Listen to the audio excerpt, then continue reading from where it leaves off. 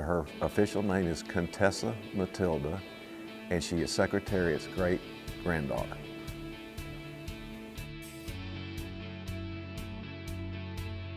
This all started at 9/11. When 9/11 happened and I saw those planes hitting those buildings, the first thing I thought of was all the injured people that are going to come back, because this is going to be one nasty worldwide war. Well, this one day, it's like the horse was trying to tell me something. She just stood there and she went, "Mrrr." I just took her snout and flipped it up. It was a purple tattoo all across the gum of her mouth. And I went, "What is this?" It's got numbers and letters on there.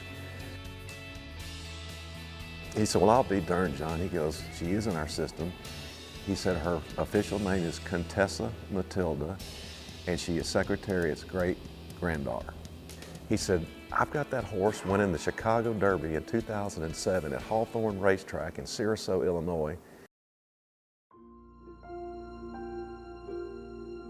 The vet came out there and he looked at her and he goes, "Oh, this is bad." He said, "We need to put her down." Finally, the fifth veterinarian came out there and she said, "You can take her to Mississippi State, but prepare yourself, she's not coming back."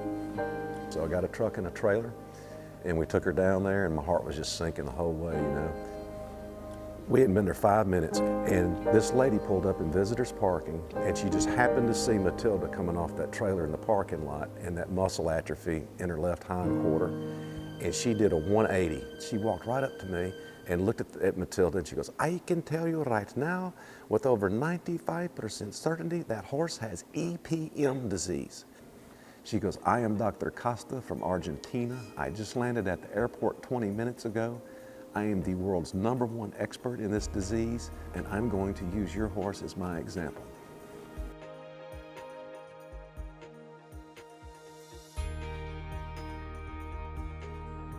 She goes out with the veterans, and of course the veterans hear her story, and that kind of just really excites them too, because basically these guys are survivors too, you know, from combat, so they share a common thread with Matilda.